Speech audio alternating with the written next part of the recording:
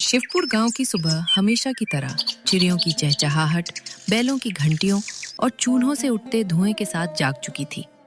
खेतों की ओर जाते किसान, आंगन संवारती औरतें और स्कूल की तैयारी करते बच्चे पूरे गांव में रौनक भर रहे थे। लेकिन गांव के आखिरी छोर पर बने मिट्टी के छोटे से घर में रहने वाली 17 साल की गौरी के लिए सुबह कभी सुहानी नहीं होती थी। उसकी आंखें सूरज निकलने से पहले ही खुल जाती, हाथों में झाड़ू, सिर पर पानी का घड़ा और दिल में अनगिनत अधूरे सपने लिए वो बिना रुके घर के सारे काम करती रहती। गौरी, कहाँ मर गई? ये आवाज उसकी सौतेली माँ कमला की थी। आ रही हूँ माँ, आ रही हूँ। बस यही रट लगा रखी है। राधिका के उठने से पहले दूध गरम कर, चाय बना, फिर कुएं से पानी भर ला। और सुन, आज कपड़े भी धोने हैं। जी माँ। गौरी ने सिर झुका लिया। न कोई बहाना, न कोई शिकायत, जैसे उसे आदत पड़ चुकी थी। वो रसोई में गई, चूल्हा जलाने लगी। तभी 15 साल की राधिका नींद से उठकर बाहर आई। अरे मेरी राजकुमारी, उठ गई। इतनी भी क्या जल्दी थी? थोड़ी देर और आराम कर लेती। राधिका मुस्कुराकर चारपाई पर बैठ गई। गौरी चुपचाप उसके सामने दूध का गिलास रख गई। राधिका ने गिलास उठाया, एक घूंट लिया और मुंह बनाते हुए बोली, माँ, दूध इतना गर्म क्यों है? बेवकूफ लड़की, तुझे इतना भी नहीं पता कि मेरी बेटी को कितना गर्म दूध देना चाहिए? माफ कर दीजिए माँ, अभी ठंडा करके आती हूँ। गौरी ने गिलास वापस उठा लिया।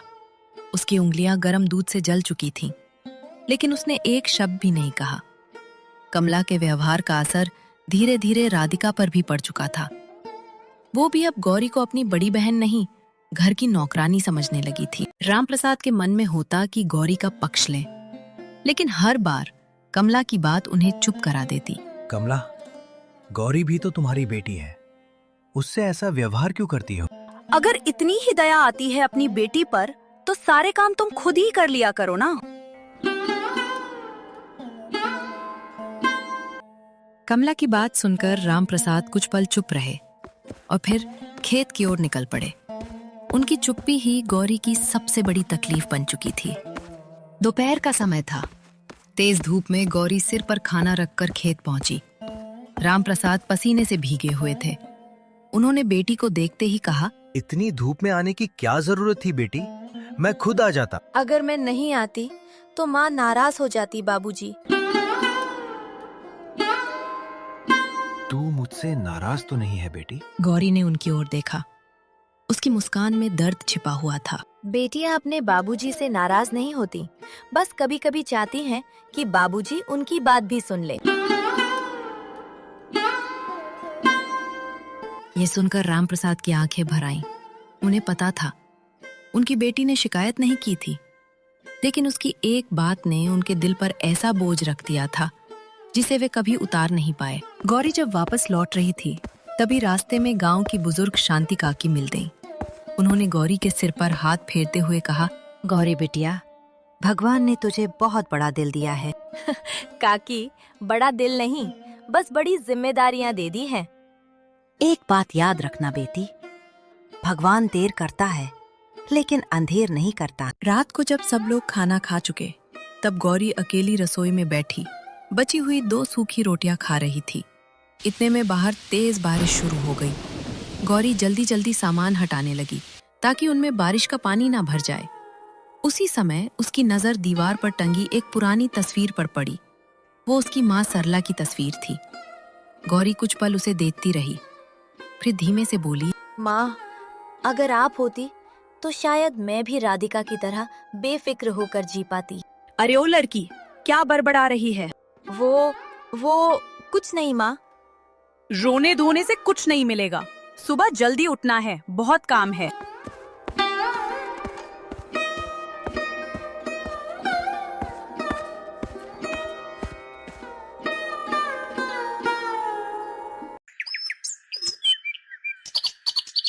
अगली सुबह भी गौरी की जिंदगी में कुछ नया नहीं था।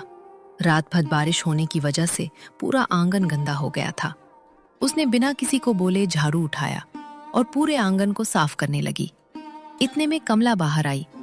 उसने चारों तरफ नजर दौड़ाई और बोली, सिर्फ आंगन साफ करने से काम नहीं चलेगा, पीछे की बाड़ भी साफ कर, गाय को चारा डाल और फिर कुएं से 4 घड़े पानी भर कर ला। गौरी बिना कुछ बोले काम में लग गई। कमला अंदर चली गई। राधिका अभी भी गहरी नींद में सो रही थी। कुछ देर बाद जब उसकी नींद खुली तो उसने देखा कि गौरी सिर पर पानी का घड़ा रखे आ रही है। वो मजाक उड़ाते हुए बोली, गौरी, तुम तो सच में इस घर की नौकरानी बन गई हो। गौरी ने कुछ जवाब नहीं दिया। उसे पता था कि राधिका की सोच उसकी अपनी नहीं है। वो वही बोल रही है जो उसने अपनी माँ से सीखा है। दोपहर को गांव की कुछ औरतें कमला के घर आईं। उनमें शांति काकी भी थी। बातों बातों में एक औरत बोली, कमला, अब तो गौरी सयानी हो गई है, उसके लिए कोई अच्छा लड़का देख रही हो या नहीं? हाँ, देख ही रहे हैं, लेकिन मुझे जल्दी नहीं है। जल्दी नहीं है, लेकिन अच्छी लड़की के लिए अच्छा घर मिल जाए तो देर भी नहीं करनी चाहिए। कमला नहीं चाहती थी कि गौरी की शादी किसी अच्छे परिवार में हो, इसलिए कमला ने बात बदल दी और थोड़ी देर बाद सब वहां से चले गए। उसी शाम गांव के स्कूल के मास्टर जी अपनी पत्नी के साथ रामप्रसाद के घर आए। रामप्रसाद जी, अगर आपको उचित लगे तो मैं एक बात कहना चाहता हूँ। हाँ, कहिए मास्टर साहब। मेरे साले का लड़का है, पढ़ा लिखा है, खेती भी अच्छी है, घर में किसी चीज की कमी नहीं है। हमने गौरी को बचपन से देखा है। अगर आपको मंजूर हो तो हम रिश्ता लेकर आना चाहते हैं। भला मुझे क्या आपत्ति होगी? गौरी जैसी बेटी को अगर अच्छा घर मिले तो इससे बड़ी खुशी क्या होगी? लेकिन इससे पहले कि बात आगे बढ़ती, कमला बीच में बोल पड़ी, मास्टर जी, अभी लड़की की शादी का कोई इरादा नहीं है। अभी राधिका की पढ़ाई भी चल रही है। एक साथ इतनी जिम्मेदारियां नहीं उठाई जाएंगी। ठीक है, जब आपको उचित लगे तब बता दीजिएगा। इतना कहकर मास्टर जी और उनकी पत्नी वहां से चले जाते हैं। उनके जाते ही रामप्रसाद ने अपनी पत्नी से पूछा, भाग्यवान, इतना अच्छा रिश्ता था गौरी के लिए, मना क्यों कर दिया तुमने? इतनी जल्दी क्या है बेटी की शादी की? घर का काम कौन तुम करोगे? या फिर बेटी की शादी कराकर हिमालय पर चले जाओगे? क्या दुनिया में यही एक लड़का बचा है? एक दिन कमला की दूर की रिश्तेदार घर पर आई और गौरी के लिए एक रिश्ता के बारे में बताया। जनकपुर में एक लड़का है, नाम है मोहन। मेहनती है लेकिन बहुत गरीब है। मिट्टी का घर है, बस 2 धूर जमीन है। बाप पर कर्ज भी है। कमला के चेहरे पर मुस्कान आ गई। उसे ऐसा रिश्ता ही चाहिए था। जितना जल्दी हो ये रिश्ता गौरी के लिए तय कर दो। ये रिश्ता हाथ से निकलना नहीं चाहिए। कमला ने मन ही मन सोचा, गरीब मजदूर के यहाँ तो पेट भरेगा नहीं। सारी जिंदगी मेरे यहाँ रहकर सूखी रोटी खाकर मेरी और मेरे बेटी की सेवा करेगी। उसके चेहरे पर ऐसी संतुष्टि थी जैसे उसने कोई बहुत बड़ी जीत हासिल कर ली हो। कमला बिना रामप्रसाद से सलाह किए अगले ही दिन रिश्तेदार से कहकर लड़के वाले को गहर पर बुला लिया। सूरज अपनी रोशनी बिखेर चुका था। जनकपुर गांव से रिश्ता आने की खबर पूरे घर में फैल चुकी थी। रामप्रसाद सुबह से ही गहरी सोच में डूबे हुए थे। उन्हें समझ नहीं आ रहा था कि कमला ने इतने अचानक रिश्ता देखने की बात कैसे मान ली। पिछले कई अच्छे रिश्ते तो उसने बिना वजह टुकरा दिए थे। उन्होंने धीरे से पूछा, कमला, गौरी की जिंदगी भर का बात है, कम से कम लड़के के बारे में तो बता दो। लड़का मेहनती है, बस इतना जान लो। घर बार कैसा है बाद में जाकर खुद देख लेना। इतना बोलकर कमला वहां से चली जाती है। उसे डर था कि अगर पहले ही गरीबी का सच बता दिया तो रामप्रसाद शायद ये रिश्ता कभी मंजूर नहीं करेंगे।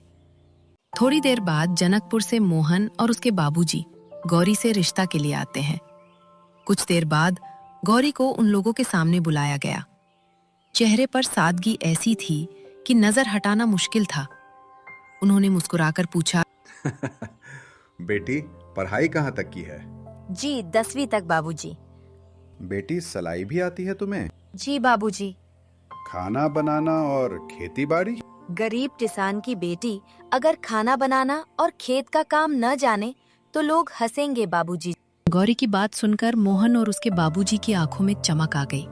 उन्होंने मन ही मन कहा, हे भगवान, ऐसी बहू हर घर को देना। अगर आपको उचित लगे तो मोहन और बिटिया 2 मिनट बात कर लें। कमला को ये पसंद नहीं आया, लेकिन सबके सामने वो मना भी नहीं कर पाई।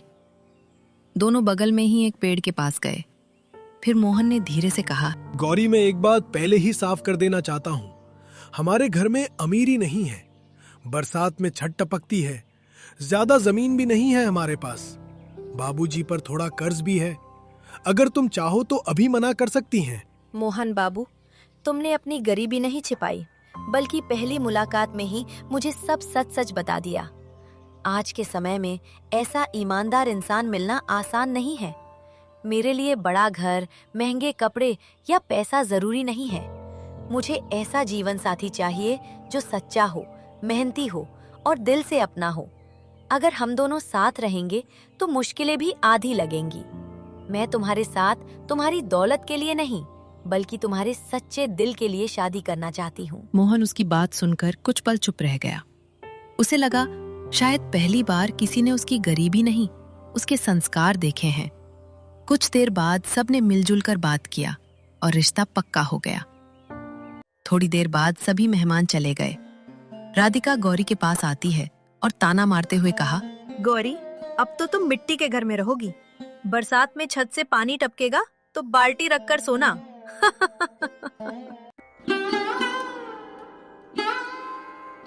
राधिका, घर छोटा हो तो कोई बात नहीं, बस दिल छोटा नहीं होना चाहिए। कुछ दिनों बाद कमला ने बिल्कुल सादगी तरीके से गौरी की शादी कर दी। ना कोई सजावट, ना कोई बाजा, ना कोई ढोल, लेकिन गौरी को इस बात की खुशी थी कि उसका जीवन साथी उसे समझने वाला है। बेटी, मुझे माफ कर देना। कई बार चाहकर भी तेरे लिए खड़ा नहीं हो पाया। आपका साया मेरे सर के ऊपर है, इससे ज्यादा और मुझे क्या चाहिए बाबूजी। कमला कुछ दूर खड़ी रही। उसने गौरी को न गले लगाया, न आशीर्वाद दिया। अब वही तेरा घर है, वापस मुंह उठाकर यहाँ मत आ जाना। गौरी ने एक पल के लिए उसकी ओर देखा। दिल चाहता था कि एक बार माँ उसे सीने से लगा ले, लेकिन ये इच्छा भी उसकी बाकी अधूरी इच्छाओं की तरह अधूरी रह गई। कुछ घंटों की यात्रा करने के बाद गौरी अपने पति के साथ ससुराल पहुंची। गौरी ने जैसे ही घर देखा, उसके कदम कुछ पल के लिए रुक गए। मिट्टी का छोटा सा घर, आंगन में एक पुरानी चारपाई, लेकिन दरवाजे पर खड़ी सीता की आंखों में जो अपनापन था, उसने गौरी का सारा डर दूर कर दिया। सीता ने आरती उतारी और मुस्कुराकर बोली, आओ बेटी, आज से ये घर तुम्हारा है। गौरी की आंखें भर आईं। उसे याद नहीं था कि आखिरी बार किसी ने उसे इतने प्यार से बेटी कब कहा था। उस शब्द में उसे पहली बार लगा शायद भगवान ने उससे कुछ छीना जरूर था, लेकिन बदले में कुछ अनमोल देने की तैयारी भी कर रखी थी। रात को गौरी के लिए उसकी सास ने खीर पूरी बनाया। सबने मिलजुल कर खाना खाया और सब सो गए। सुबह जब गौरी की आंख खुली, तब बाहर हल्की हल्की रोशनी फैल रही थी। वो चुपचाप उठी। सबसे पहले उसने आंगन बुहारा, फिर चूल्हा जलाकर सुबह के नाश्ते के लिए रोटी बनाई। इसके बाद गाय को चारा डाला और कुएं से पानी भर लाई। जब सीता की आंख खुली तो उन्होंने देखा कि घर का आधा काम पहले ही हो चुका है। वो हैरानी से बोली, अरे बहू, तूने मुझे क्यों नहीं जगाया? माँ जी, अब मैं भी तो इस घर की बेटी हूँ। बेटी अपने घर का काम करने के लिए किसी का इंतजार नहीं करती। मोहन खेत जाने की तैयारी कर रहा था। गौरी ने मोहन से कहा, मोहन जी, मैं भी आपके साथ खेत चलूंगी। अरे गौरी, अभी अभी तुम्हारी शादी हुई है, कुछ दिन आराम कर लो। मोहन बाबू, जिस लड़की ने बचपन से आराम देखा ही नहीं, उसे अब आराम अच्छा नहीं लगता। मोहन गौरी की बात सुनकर चुप हो गया। उसे पहली बार एहसास हुआ कि गौरी की मुस्कान के पीछे कितना दर्द छिपा है। फिर गौरी अपने पति और मोहन के साथ खेत जाने लगी। वो मोहन के मेहनत में हमेशा साथ देती। गौरी ने खेत के एक हिस्से में टमाटर, भिंडी, लौकी और मिर्च के बीज बो दिए। घर के पीछे खाली पड़ी जमीन में गौरी ने धनिया, मेथी और पालक लगा दिए। सीता हंसते हुए बोली, बहू, तूने तो पूरे घर को खेत बना दिया। माँ जी, खाली जमीन और खाली हाथ दोनों अच्छे नहीं लगते। दिन बीतने लगे। सुबह खेत, दोपहर घर, शाम गायों की देखभाल, रात को सिलाई। गौरी एक पल भी खाली नहीं बैठती थी। कुछ दिनों बाद सब्जियों की पहली फसल तैयार हुई। मोहन सुबह सुबह मंडी गया। शाम को जब वो लौटा तो उसके चेहरे पर बरसों बाद सच्ची मुस्कान थी। उसने जेब से पैसे निकालकर गौरी के हाथ पर रख दिए। मोहन बाबू, इतने पैसे? सबकी आंखों में खुशी के आंसू आ गए। बेटी, आज पहली बार लगा कि हमारा नसीब भी बदल सकता है और ये सब तुम्हारे कारण संभव हो पाया है। दूसरी तरफ शिवपुर में कमला ने अपनी बेटी राधिका की शादी एक अमीर खानदान में कर दिया। लड़के का नाम था विक्रम। बड़ा मकान, महंगी गाड़ी, कई दुकानें, नौकर चाकर, सब देखकर कमला की खुशी का ठिकाना नहीं रहा। लेकिन किसी ने ये जानने की कोशिश नहीं की कि उस बड़े घर के लोगों का दिल कितना बड़ा है। राधिका के ससुराल पहुंचने के कुछ ही दिन बाद सब कुछ बदलने लगा। शादी के पहले जिन लोगों के चेहरे पर मुस्कान थी, अब उनकी बातों में ताने थे। तुम्हारे घर वालों ने कार क्यों नहीं दी? इतने बड़े घर में बहू बनकर आई हूँ, कुछ तो लेकर आना चाहिए था। राधिका ने पहली बार ये सब सुना तो उसे लगा शायद मजाक कर रहे हैं, लेकिन धीरे धीरे उसे समझ आने लगा कि ये मजाक नहीं था, ये लालच था। एक रात विक्रम जब घर आया, उसने गुस्से में कहा, जब से तुम इस घर में आई हो तब से मुझे बिजनेस में घाटा हो रहा है। अपने बाप से बोल के कल सुबह 10 लाख रुपए मंगवा लो, नहीं तो अच्छा नहीं होगा। बाबूजी के पास इतने पैसे नहीं हैं और बिजनेस में घाटा हो रहा है, तो मेरी इसमें क्या गलती है? ज्यादा जुबान लड़ाने की जरूरत नहीं है मेरे से। और जब तक तेरा गरीब बाप 10 लाख लेकर यहाँ नहीं आ जाता, तब तक तुम यहाँ आराम से रहने की उम्मीद मत करना। राधिका पूरी रात रोती रही। उसे पहली बार अपनी दीदी की बात याद आई। अब उसे समझ आने लगा था कि इंसान की असली पहचान उसकी दौलत नहीं, उसका व्यवहार होता है। इधर जनकपुर में गौरी और मोहन की मेहनत रंग ला रही थी। उन्होंने कर्ज का बड़ा हिस्सा चुका दिया। एक नया घर बन चुका था। गायों की संख्या भी बढ़ गई। लेकिन एक दिन गौरी को जानने वाला उसके घर पर आया और बोला, गौरी दीदी, राधिका के ससुराल में उसकी हालात ठीक नहीं है। उसकी सास और उसके पति उसके ऊपर बहुत जुल्म कर रहे हैं। इतना सुनकर गौरी परेशान हो जाती है और मोहन के साथ सीधा राधिका के ससुराल पहुंचती है।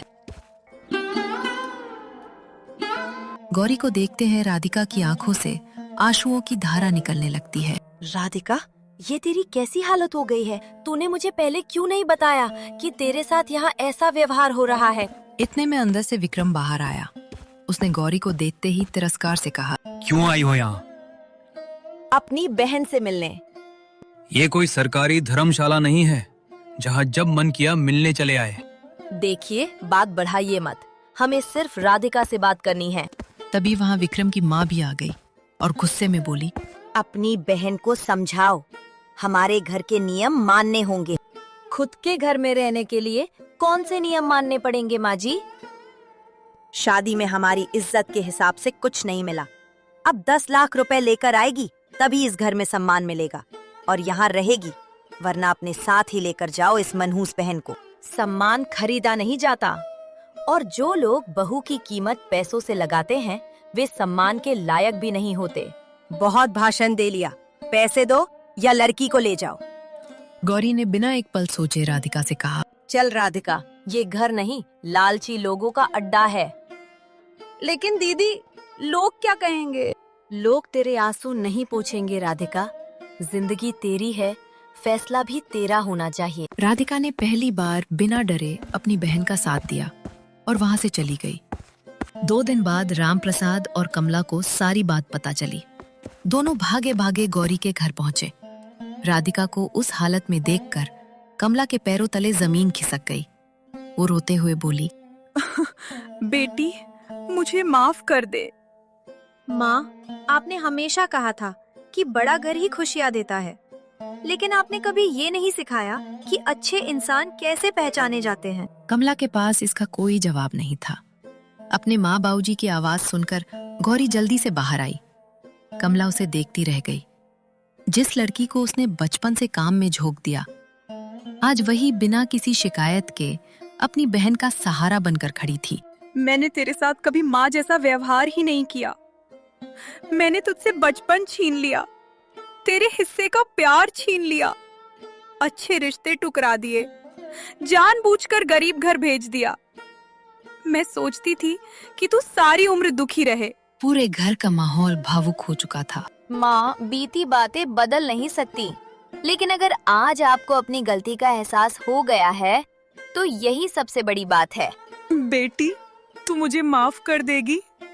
अगर मैं आपको माफ नहीं करूंगी तो मेरे और आपके बीच क्या फर्क रह जाएगा? इतना सुनते ही कमला की आंखों से पछतावा के आंसू निकल पड़े। फिर रामप्रसाद आगे आए। उन्होंने कांपते होठों से कहा, बेटी, मैं भी अपराधी हूँ। मैंने सब देखा, लेकिन मैंने कभी तेरे लिए आवाज नहीं उठाई। बाबूजी, आपने तो हमेशा वो प्यार दिया जो एक पिता को देना होता है। आपसे मुझे कोई शिकायत नहीं है। गौरी की बात सुनकर सभी भावुक हो गए। फिर कुछ देर बाद माँ बाबूजी अपने घर लौट गए। समय धीरे धीरे आगे बढ़ता गया। मोहन और गौरी ने राधिका को अपने घर में ही रखकर अपने पैरों पर खड़ा करने में मदद करने लगे। मोहन ने शहर से एक सिलाई मशीन खरीद कर दी। गौरी ने उसे सिलाई सिखाई। कुछ महीनों बाद राधिका ने गांव की लड़कियों के कपड़े सिलना शुरू कर दिया। धीरे धीरे उसकी अपनी पहचान बनने लगी। अब वो किसी पर बोझ नहीं थी। एक दिन शाम को दोनों बहनें खेत की मेड़ पर बैठी थीं। डूबते सूरज की लालिमा पूरे आसमान में फैली हुई थी। राधिका ने धीरे से कहा, दीदी, मैंने बचपन में तुम्हें बहुत दुख दिए। माँ की हर बात को सच मानती रही। मुझे माफ कर दो दीदी। तू बुरी नहीं थी राधिका, बस तुझे गलत बातें सिखाई गई थी। लेकिन इंसान वही बड़ा होता है जो अपनी गलती मानकर बदल जाए। गौरी ने आसमान की ओर देखा। उसे लगा शायद उसकी माँ सरला भी कहीं से उसे देख रही होंगी।